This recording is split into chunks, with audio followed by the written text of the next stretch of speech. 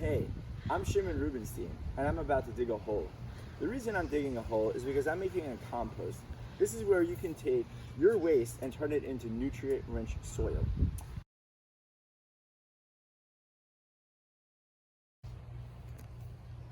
Now that I dug my hole, I'm standing here with my kitchen waste and my yard waste.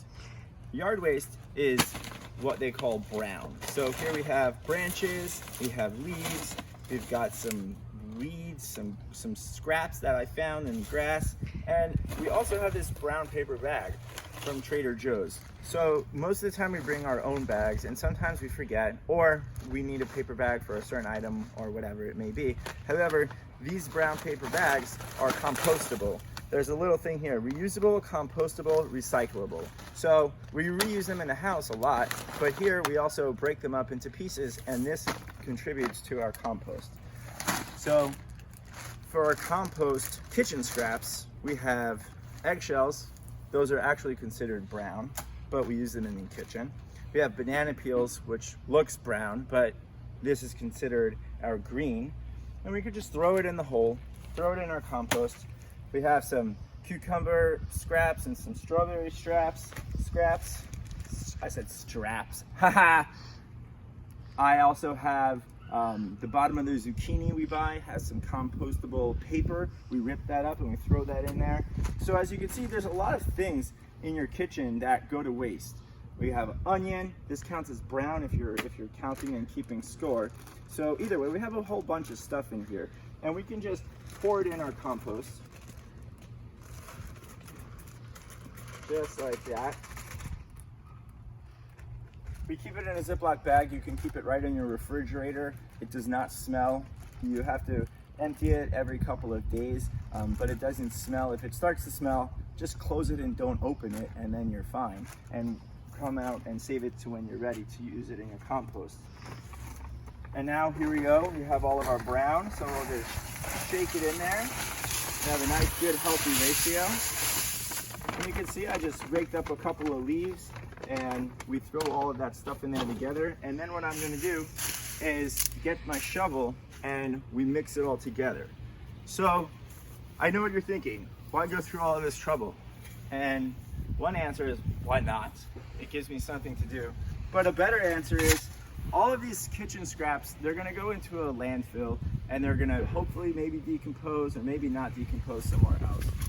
What we can do here is we can eliminate a lot of waste that we're throwing away in our garbage can, filling up our own trash, which means we have to take out our trash more often. It also creates really nutrient-rich soil.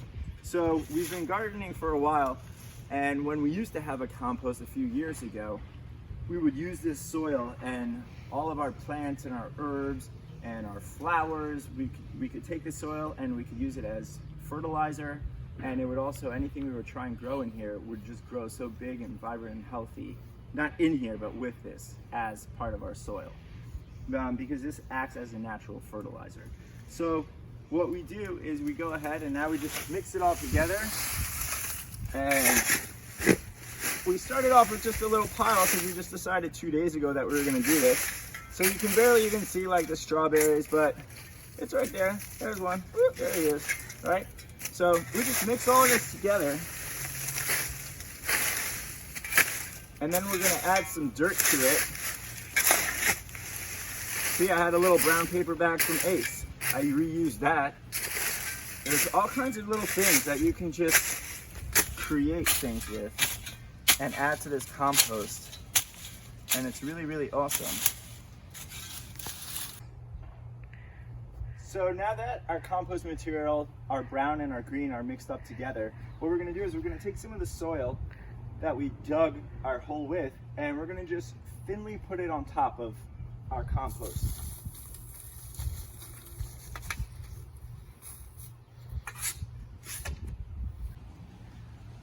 All right, so here we are just above the compost. You can see there's a little thin layer of dirt just covering our brown, our leaves and stuff like that. There's a little paper bag that I threw in there. We're gonna cover that up. And then I ripped up a few paper bags, and we're gonna just make a nice thin layer of that right above our compost now, above that dirt. This keeps our compost nice and Insulated. All right, yes.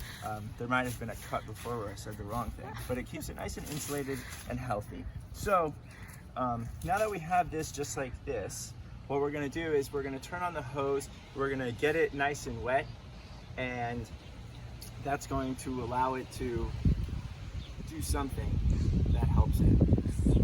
Right. So now we just added a little bit of water to our compost. What that does is it allows the microorganisms, which are going to break down this compost, to thrive, and it also helps regulate the temperature. We have a lot of butterflies over here. It's really pretty. We live in Miami, so it's really hot down here, and in the beginning of starting this compost, you will have to water it regularly. Every 2-3 days, just a little bit, come out here, spray a little bit of water on it. You also do have to mix it up. Just like the beginning of any good relationship, it takes a lot of work in the beginning, but once you get it going, hopefully it pays off. This compost, I'm pretty sure will.